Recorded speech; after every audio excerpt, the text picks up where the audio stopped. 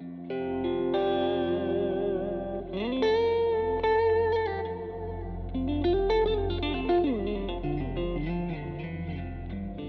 moi, ce que je voulais partager avec vous en introduction, c'est que bien souvent, on entend parler de l'industrie 4.0 et aujourd'hui, une mode en chassant une autre, on entend parler de l'IA comme étant une sorte d'horizon qui va permettre de transformer l'industrie, une sorte de révolution, hein. On parle de révolution industrielle. Les gens qui suivraient pas ces tendances-là seraient laissés pour compte sur le bord du chemin. Alors, moi, je trouve que la réalité est plus complexe.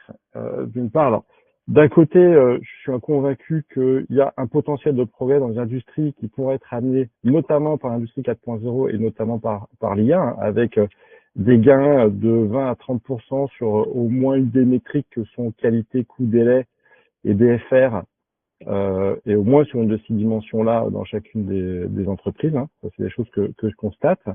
Et en même temps, par ailleurs, ce qui m'embête, c'est on baigne quand même dans un environnement qui est fait de promesses magiques.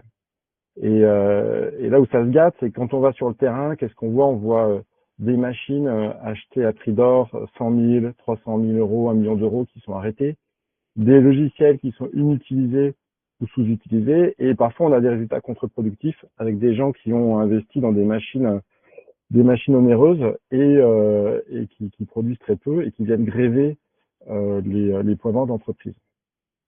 Ce qui est encore plus embêtant, c'est que depuis 2011, on ne voit pas d'impact significatif au niveau macroéconomique de l'industrie 4.0 sur la productivité industrielle en Europe. Alors, comment est-ce qu'on réconcilie à la fois ce constat, on peut passer à la slide suivante, Laurent. Comment c'est plein de bonnes nouvelles, c'est plein de bonnes nouvelles, Yannick. Ouais, mais on va s'en sortir, ne t'inquiète pas. Comment est-ce qu'on réconcilie cette information un peu morose avec l'envie et aussi ce que je constate personnellement, et je suis pas le seul, des gains qui sont possibles. En fait, pour moi, le problème, il vient du fait que souvent on aborde l'industrie 4.0 sous un angle qui peut être un peu trop technocentré. Et ça se traduit comment? Ça se traduit par des actions qui peuvent être pertinentes, mais qui ont souvent un impact plutôt local, et puis je dirais souvent aussi, malheureusement, ne traitent pas toujours des causes racines des dysfonctionnements des entreprises.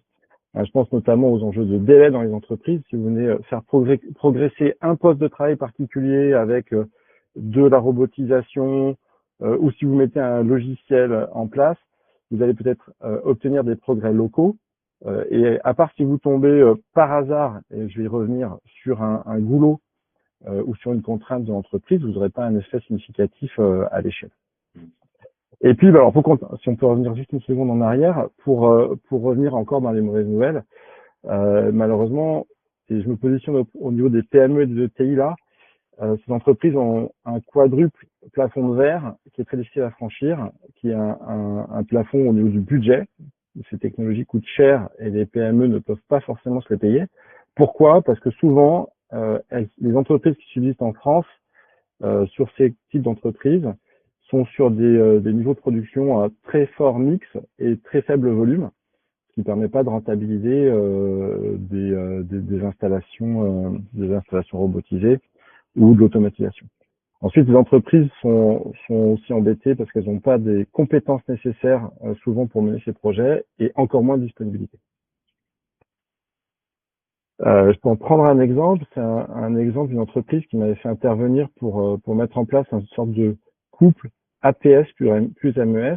Et en fait, ce qui était vraiment intéressant sur ça, donc pour réduire ces délais de production et améliorer leur taux de service. Un APS, je pense. Oui, pardon. Merci. Oui. APS, c'est quoi? C'est Advanced Planning System. C'est un système de planification avancé. Et puis MES, bon, je pense que la plupart des gens ça, c'est Manufacturing Execution System. Et donc, l'idée, c'était d'amener dans l'entreprise un système de planification avancée.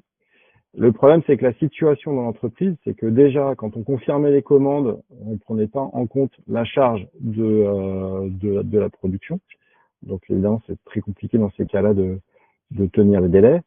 Je me suis aperçu aussi, au moment de commencer les entretiens pour faire la découverte, il n'y avait pas d'équipe de planification. Soit, Mais il n'y avait pas non plus de pilotage de l'écoulement, ni des retards, pas de gestion du goulot, pas de suivi du TRS, pas d'animation à intervalles courts, etc., etc. Donc, vous voyez bien